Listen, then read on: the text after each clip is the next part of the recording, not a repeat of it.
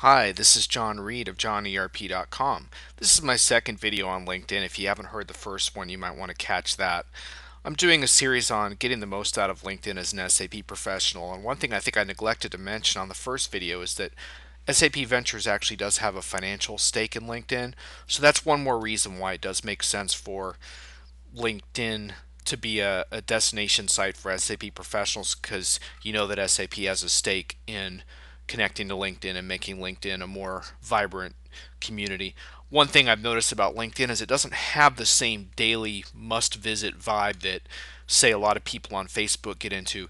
But you can see here with this like update that I have here on the career blog entry on making the most of Twitter that LinkedIn is now promoting this Twitter type, Facebook type updates about what you're up to on a daily basis, and that's just one of the many things LinkedIn is doing to transition from simply a one-to-one networking environment to an area that's a little more dynamic and a little more community driven. So we'll have to see how LinkedIn fares in the long run with that.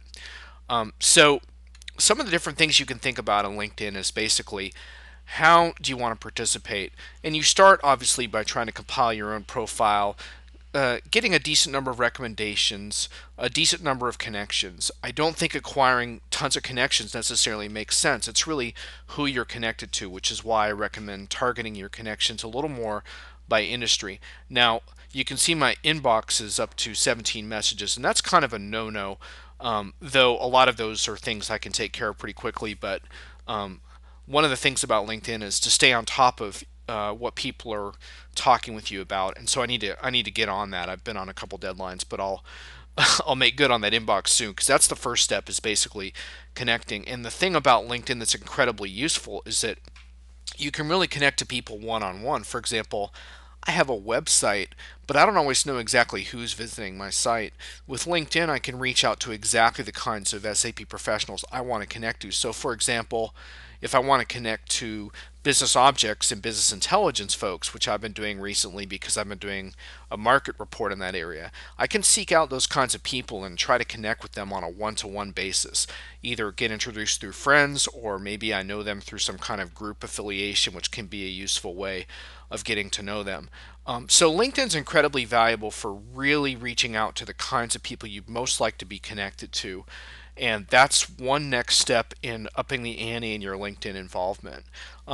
The other thing you definitely want to do is get involved in groups. Now, I'm involved in a number of groups which appear on the bottom of my profile. They also appear here. There's a lot of SAP groups on LinkedIn. Now, historically, LinkedIn groups were not very interesting.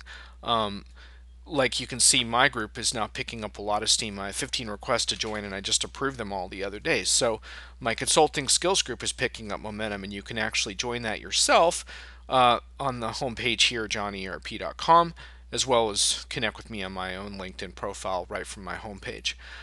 But as you look at these groups, there's a ton of different SAP related groups that I'm a part of, and there's way more than even these. But these are some of the ones that I've selected. Now, groups were historically a pretty passive environment on LinkedIn, but they're picking up a little bit, and now you see there's more discussions, and people are actually in their email preferences on LinkedIn. The default is currently that they will receive information on discussions. In the past, it was an opt in, now it's opt out, and so more people are getting emails about the things that are happening in groups. And if you're really interested in getting more general visibility on LinkedIn, you could start participating in group discussions. And so all these groups have discussions. So if we go into Future SAP here, which is a pretty neat group that I'm a part of, some you do see requirements. There's recruiting requirements, but you'll see something like the rise of the services market. So interesting discussions going on that you can participate in group settings. That's not the only way to get involved in LinkedIn. There's many different things you can do. There's some of the services are paid services, like you can pay to send out a survey, which some colleagues at spinact.com have done to great effect on ERP project success and failure. You'll also see a lot of times relevant questions and answers, and you can pose questions that you're looking for specific answers on. Um, I'm looking for a place on my profile that has my own questions, and I don't see it offhand, so I'll have to show that to you another time. But you can actually pose your own questions and get group participation. I'm running out of time on this video, so I'm going to pick up with one more LinkedIn video soon.